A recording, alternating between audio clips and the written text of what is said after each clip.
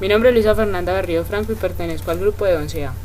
A continuación trataremos el tema del existencialismo. Para esto, Santiago Gómez nos dará su apreciación sobre ciertas preguntas. Una de ellas es: ¿cuál crees que es el fundamento del existencialismo? Hola Luisa, muchas gracias por la invitación que me acabas de realizar.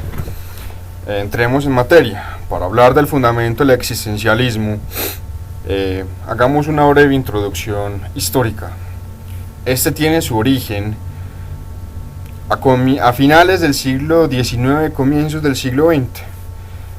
Se prolonga casi hasta la mitad del siglo XX, para ser un poco más exactos. El existencialismo centra su foco de atención en el ser, en el análisis de la condición humana, en temas, en valores tal cual la libertad y la responsabilidad individual, en un tema tan subjetivo que hace parte del fuero interno de cada persona como las emociones, y así como también un tema que ha sido de múltiples tratados, donde filósofos a lo largo de la historia de la humanidad han gastado sendas palabras como el significado de la vida. Del existencialismo también cabe anotar que no ha sido una corriente homogénea o que vaya en una sola dirección. Sus seguidores, sus principales exponentes, tienen una característica, y es que son reaccionarios contra la filosofía tradicional. Entonces podemos hablar de tres escuelas existencialismos: el existencialismo cristiano, el existencialismo agnóstico, y uno que va en contraposición, que es la antítesis del primero, tal cual es el existencialismo ateo. Bueno, la siguiente pregunta es: ¿qué es lo que más te llama la atención del existencialismo y por qué? Pues Luisa, para hablar de algo llamativo, creo que debemos fincar nuestra atención en el filósofo danés Søren Kierkegaard, cuya incidencia o cuya participación en esta escuela ha sido de vital trascendencia. Podemos hablar que Kierkegaard es considerado por muchos como el primer filósofo existencialista en la historia de la filosofía. Inclusive él nos hace como una clasificación de cuáles son los factores por los cuales alguna persona, algún escrito, alguna interpretación podría ser llegar a considerar como existencialista. En la primera de ellas nos habla del individualismo moral.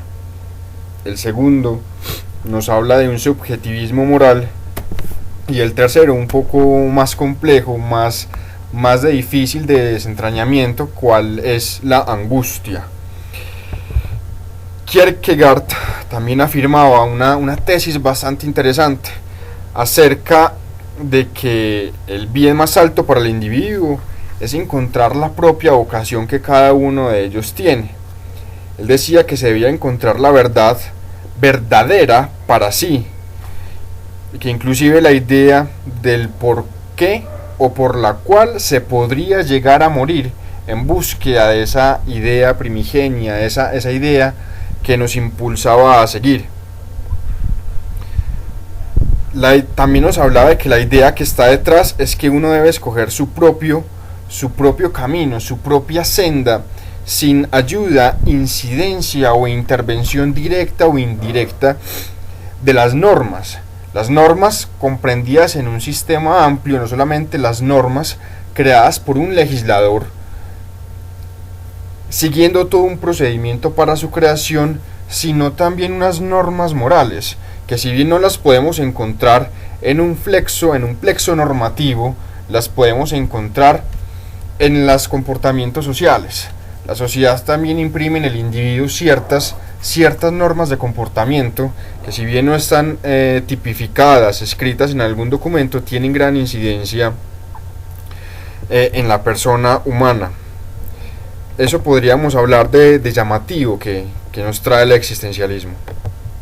Bueno, ya que hemos entrado un poco en este tema, la siguiente es: ¿por qué crees que el hombre se pregunta por el ser a mediados de ese siglo? Luisa, existen, al igual que en cualquier ámbito filosófico, diferentes posturas.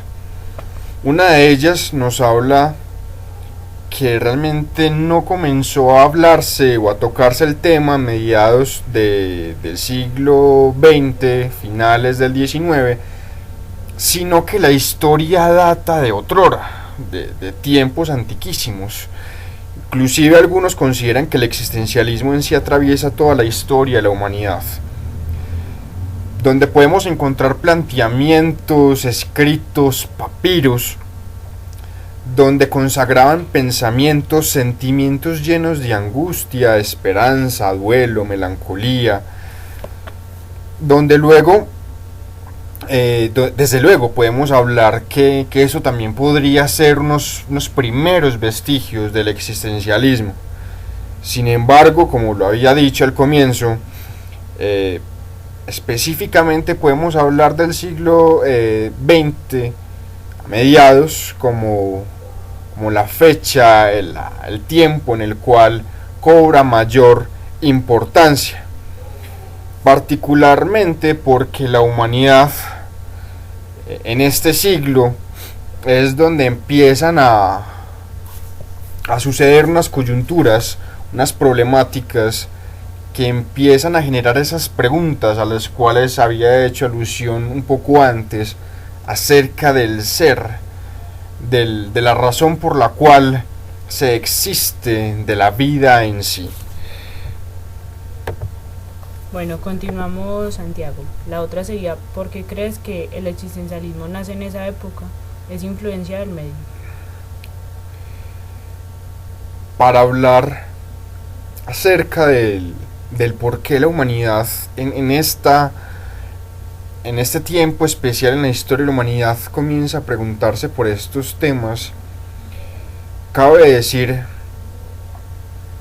que debemos hablar de dos sucesos mundiales: la Primera Guerra Mundial y la Segunda Guerra Mundial. La Primera Guerra Mundial acaecida en 1914 y la Segunda Guerra Mundial en 1939. Fue en esta época en donde el ser humano comienza a hacerse preguntas de trascendental importancia. ¿Qué sentido tiene la vida? ¿Para qué o para qué existe el ser? ¿Y acaso existirá la libertad total? Tenemos en cuenta que la Primera Guerra Mundial tuvo una catastrófica suma que trajo grandes muertos a la humanidad. Hablamos que la Primera Guerra Mundial tuvo aproximadamente 9 millones de personas que perdieron la vida, pudiendo ser considerada como el quinto conflicto más mortífero en la historia de la humanidad, cuyo detonante habría sido el conflicto que se produjo el 28 de junio de 1914 en Sarajevo, con el asesinato del archiduque Francisco Fernando de Austria. Evidentemente, tal cual persona pública, tal cual su importancia, podemos hablar de una banalización del mal.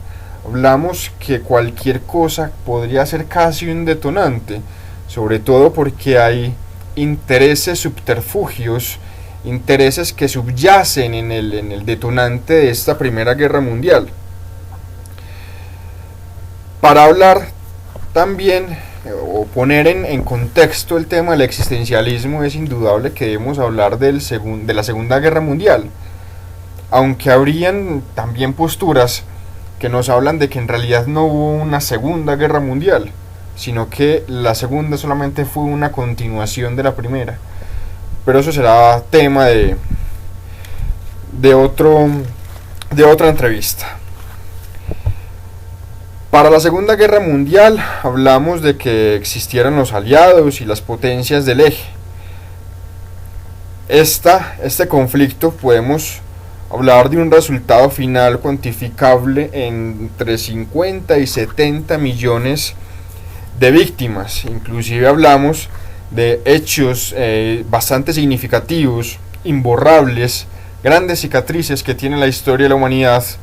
Inclusive hoy podemos decir que no han sanado en su totalidad, tal cual el holocausto judío, la muerte masiva de civiles, porque inclusive en este conflicto podemos hablar de que nunca hubo una diferenciación clara acerca de cuál era un objetivo militar y cuál era un objetivo civil. Era un asesinato indiscriminado de personas. También en la Segunda Guerra Mundial hablamos de que fue usada por primera vez las armas nucleares en un conflicto militar, porque igual también hubo una intervención de Japón. Entonces, ¿cómo olvidar el conflicto de Hiroshima y Nagasaki?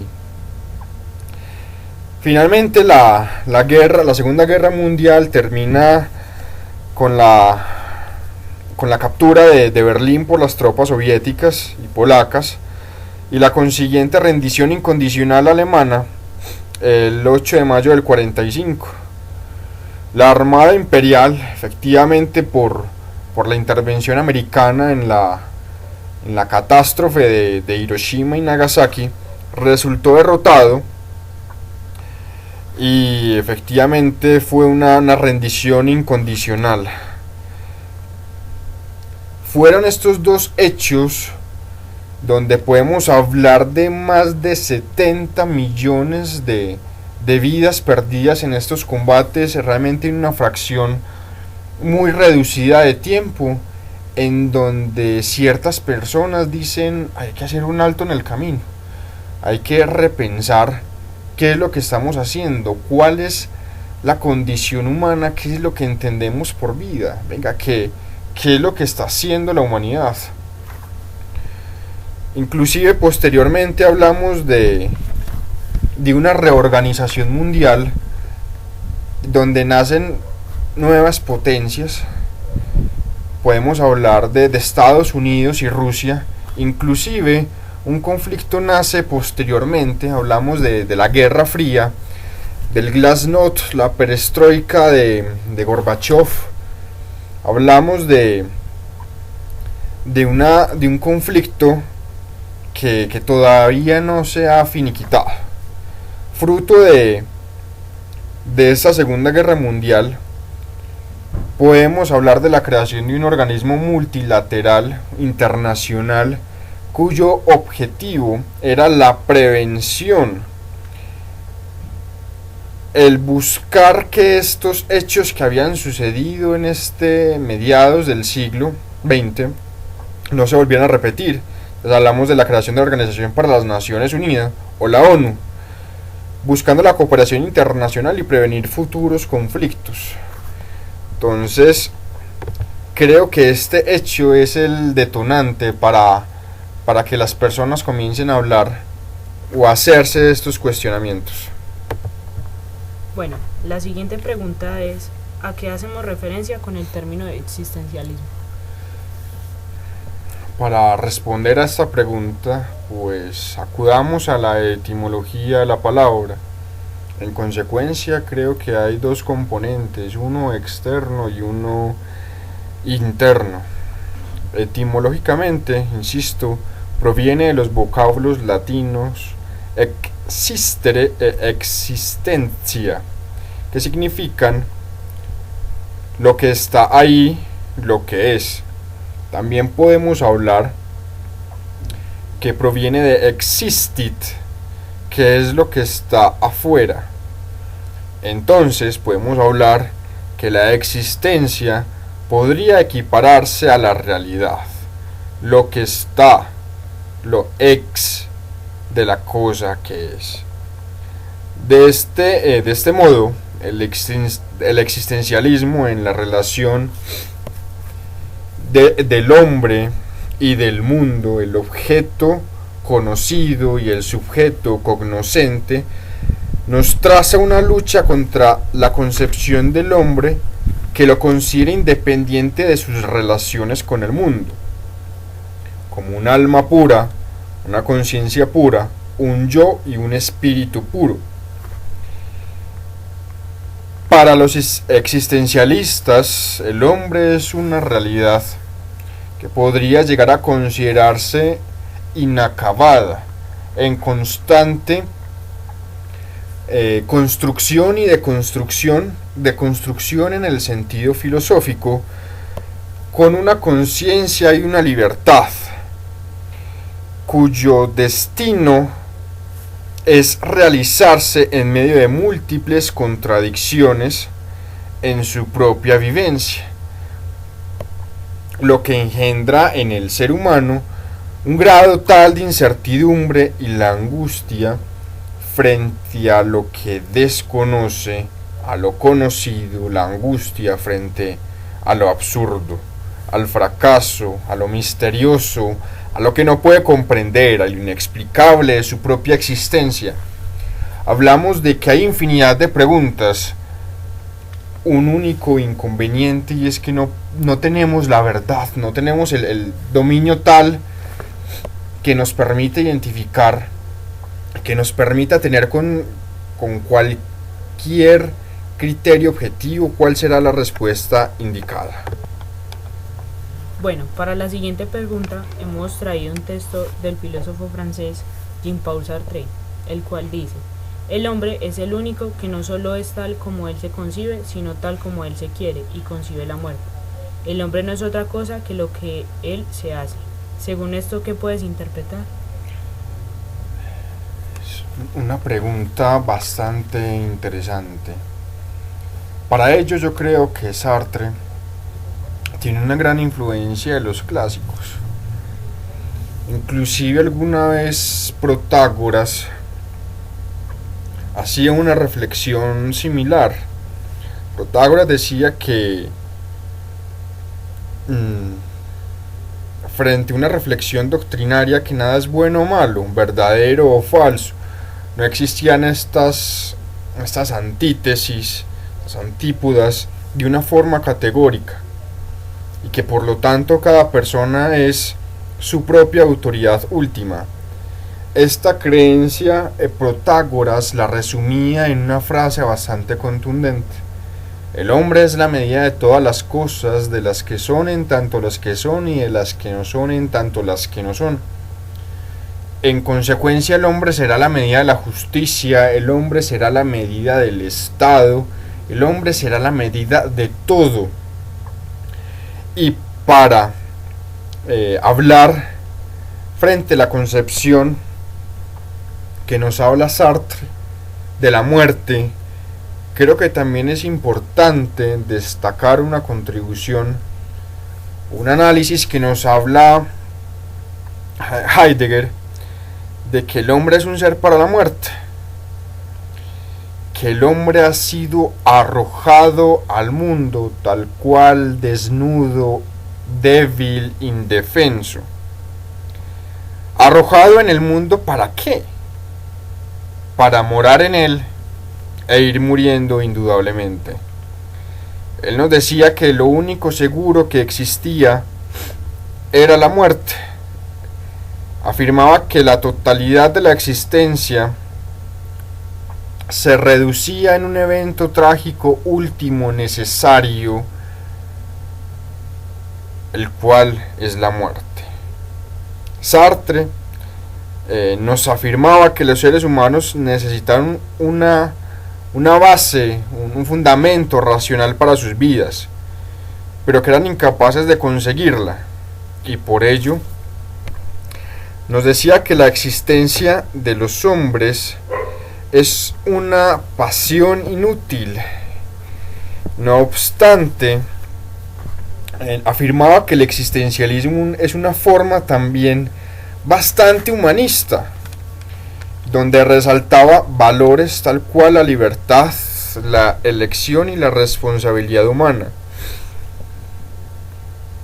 En cuanto en el sentido de la libertad, Sartre, considerado en mi sentir un filósofo bastante humanista, preocupado por el ser, por la parte física, la fisis de las cosas, nos decía que los hombres son incapaces de conseguir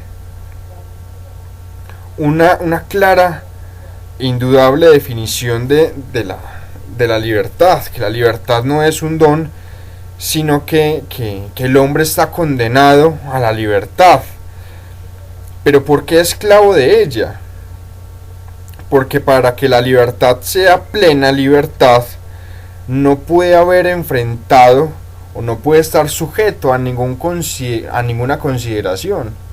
E indudablemente no podemos hablar de una libertad absoluta, pura, en tanto el hombre está sometido a diferentes condicionamientos sociales.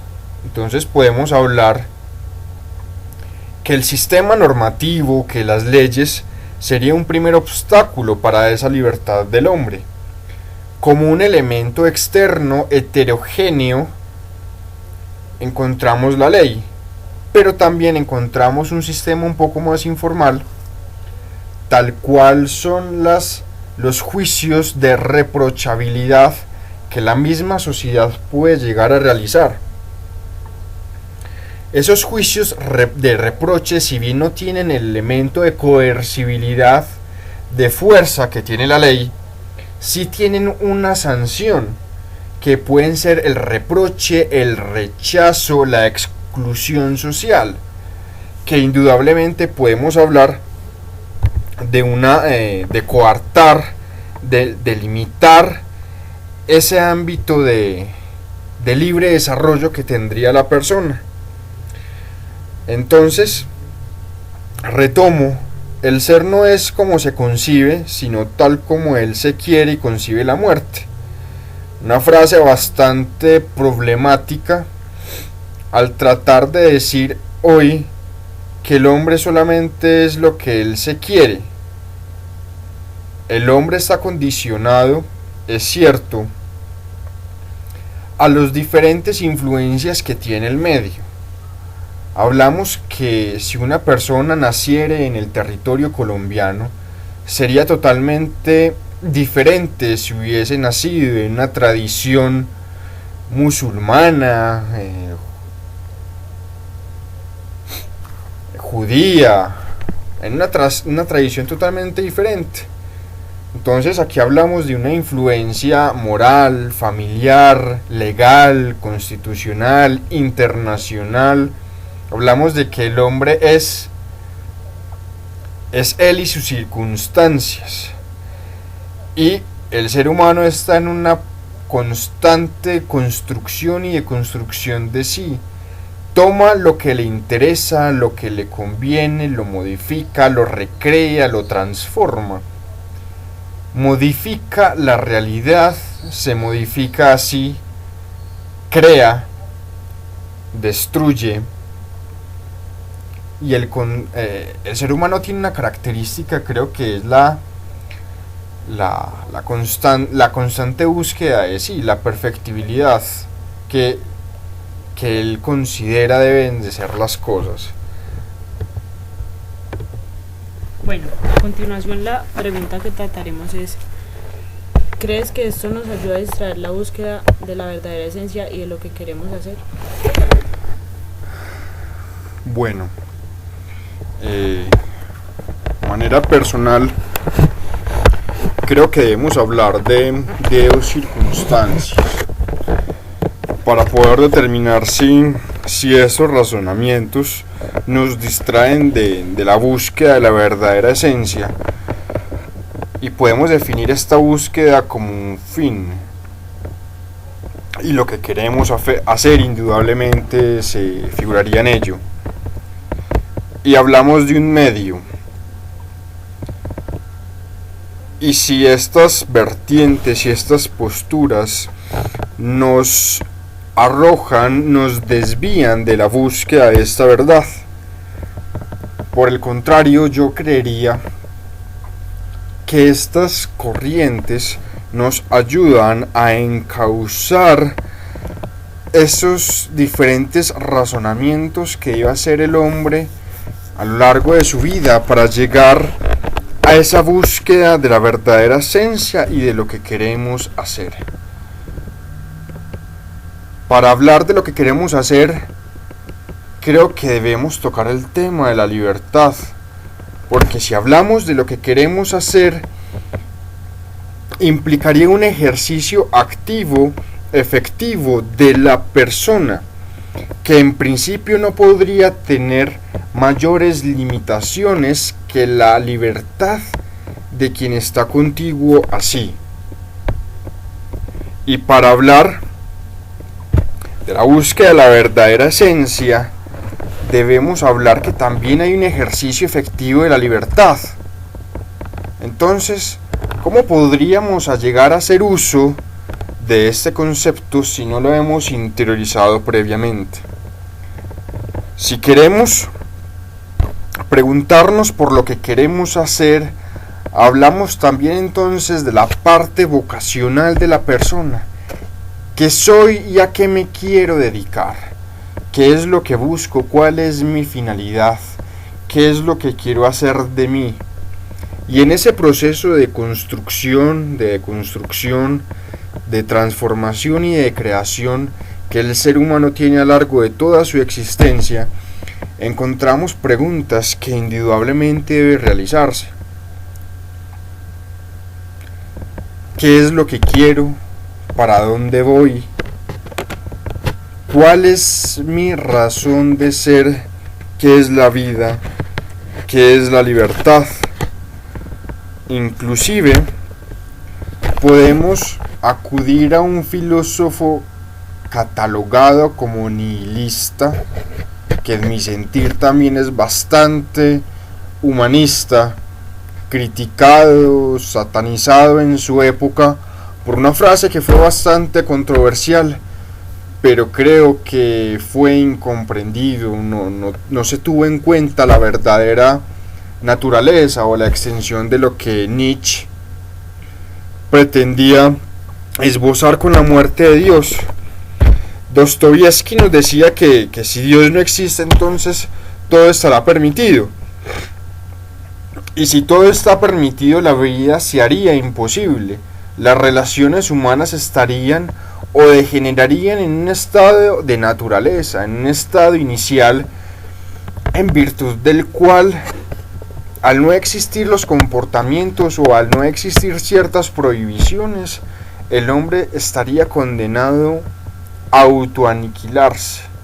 Sería un estado salvaje, un estado que el derecho teme y siempre ha procurado combatir.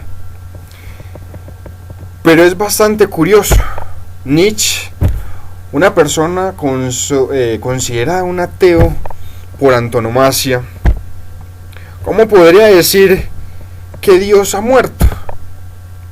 Si Dios ha muerto, entonces Dios existió. Pero Nietzsche habla de que Dios no existe. Pero podemos esgrimir en esta postura que Nietzsche decía o partía de hacer el análisis de la necesidad de crear unos nuevos valores que no estuviesen sustentados en un Dios que, en palabras de él, odiaba la vida. Para Nietzsche existían viejos dogmas y absurdas fijaciones de algunas personas que él denominaba creyentes, donde intentaban monopolizar la moralidad humana. Pero cuando él nos habla de que Dios ha muerto, nos dice que es la prueba de que el hombre puede ser independiente de Dios.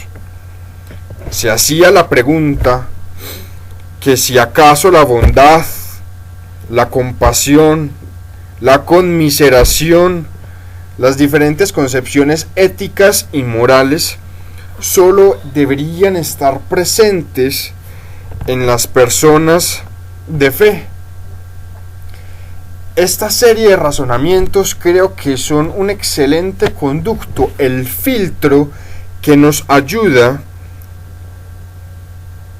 que nos allana el camino para resolver o para por lo menos generar la inquietud respecto al concepto de la búsqueda de la verdadera esencia y de lo que queremos hacer con nosotros mismos.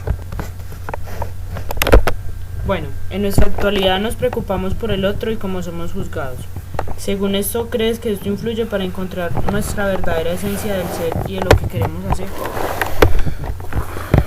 Luis, para responder a esta pregunta, haré uso de los conocimientos que tengo en derecho y responderé de la siguiente manera.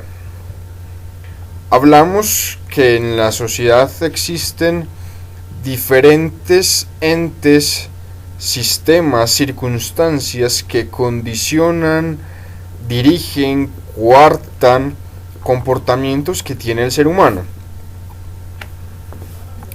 Podemos hablar inicialmente de un sistema autocompositivo, en virtud del cual el hombre se autorregula a sí mismo. Pero esto ha sido fruto de un proceso que ha comenzado el día en que precisamente la persona nació, fue dado a luz en el mundo. En determinado país, en determinadas circunstancias. Insisto en que el proceso de crecimiento del ser humano, de su evolución mental, obedecen a infinidad de factores.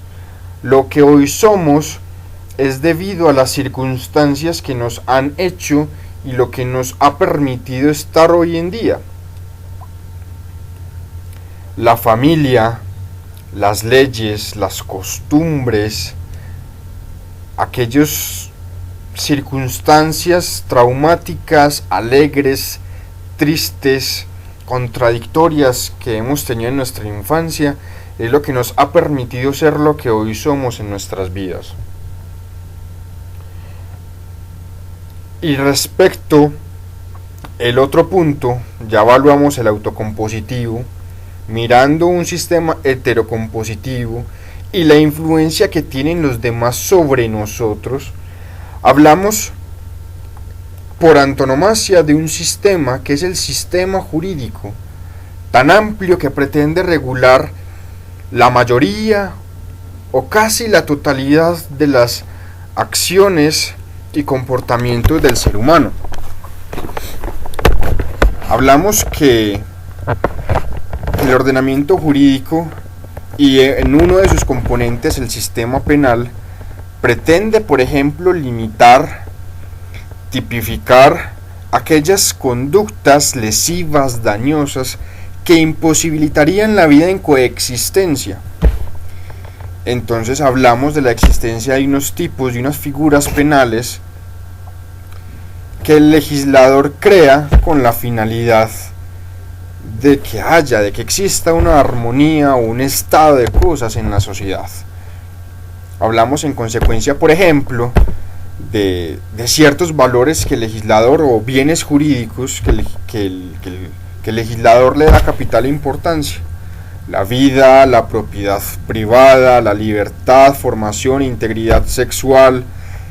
Hablamos del patrimonio económico de las personas. Hablamos de derechos públicos. Entonces hablamos de un medio ambiente sano y hablamos de infinidad de conceptos que son aquellos que dinamizan, que posibilitan que convivamos en sociedad y no regresemos a ese estado de naturaleza al cual tanto se teme. Indudablemente, el que existan normas condicionantes externos, no solamente legales o internos, como las propias limitaciones que pone el ser humano, sino que también podemos hablar de un tercero, tal cual es los juicios de reprochabilidad que hace la misma sociedad, que, como lo dije en una pregunta anterior, si bien no tienen la fuerza que tiene el derecho, sí pueden ser bastante determinantes en el comportamiento que tiene la persona. Yo creo que las tachas, los estigmas, los condicionantes que se ponen sobre las personas, como el loco, el retrasado, el el excluido, el tonto, el mozalbete, el loco, el idiota, son también juicios que cuando se le hacen al individuo generan en sí, en la mayoría de sus casos, mella tan profunda que procuraría la persona empezar a evitar determinados comportamientos, y entonces aquí empieza un proceso de alienación hacia la conducta predominante en la sociedad. Inclusive podemos partir de una frase bastante coloquial, bastante conocida, de que a donde fueses, haced lo que vieres. Eso también hace parte de un proceso de adecuabilidad que las personas tienen de determinado territorio y que los extranjeros, los entes externos a él, para no subrayar, no sentirse totalmente ajenos a ese sistema, deberán adecuarse, adaptarse a estos nuevos condicionamientos que le imponen. Bueno, Santiago, ya por último nos quedaría preguntarte, según el existencialismo, ¿cuál es el propósito de la vida y consideras que es aplicable en algunos momentos de tu vida? Luisa, para responder a ese interrogante, acudamos a dos filósofos, Kierkegaard y Sartre. Para Kierkegaard, miramos que el punto de partida y sobre todo las preocupaciones kierkegaardianas es el yo como un ser individual. Nos decía que de nada sirve a los hombres querer determinar primeramente la parte o la capa externa y luego el elemento interno o el elemento constitutivo. Se debe mirar en primer lugar el aprender las cosas a sí mismo antes de conocer cualquier otro elemento externo, conocer lo interno para que nos ayude a tener una comprensión más clara de lo externo. Esto como una posible vertiente, una posible introducción a lo que el existencialismo podría considerar como el propósito de la existencia. Como lo dije al comienzo de esta entrevista, podemos afirmar que existen distintas vertientes. Entonces, hablar de una sola definición o de un solo concepto de cuál es el propósito de la vida sería imposible. En tanto, cada una de esas vertientes nos arrojaría a estadios totalmente diferentes. No sería lo mismo la concepción del propósito de la vida que tendría el existencialismo religioso al existencialismo ateo o al existencialismo agnóstico. Sin embargo, pues, digamos, frente a Kierkegaard, que enfatizaban la importancia de la acción individual al decidir sobre los asuntos de moralidad y de la verdad, sobre la experiencia de cada una de las personas y de actuar o de determinarse conforme las distintas convicciones propias, las cuales individualmente son necesarias para llegar a la verdad. Para responder a la pregunta si considero que el existencialismo es aplicable a los diferentes momentos de la existencia humana, es indudable. El existencialismo, partiendo de una concepción del ser, de algo tan terrenal, tan tangible, es más, acudiendo a Sartre, llama la atención en el análisis que hace respecto a los conflictos y distintas situaciones en las que se puede encontrar el ser humano. Hablamos de diferentes situaciones, estadios, tal cual la homosexualidad, la drogadicción, un tema tan controvertido como las personas que son condenados a la pena capital, a la pena de muerte, entre otros. Sartre ve al hombre como un proyecto que se vive subjetivamente y nada existe previo a dicho proyecto.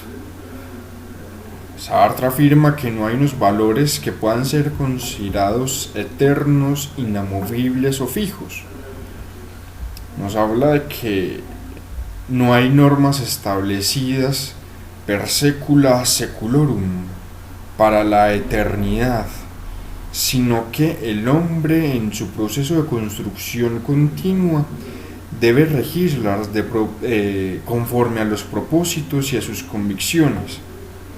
Para él son absurdos, contradictorios, incoherentes los conceptos de Dios y de creación, al igual que el ser en sí y el ser para sí son radicalmente, diametralmente diferentes y no tienen ninguna vinculación.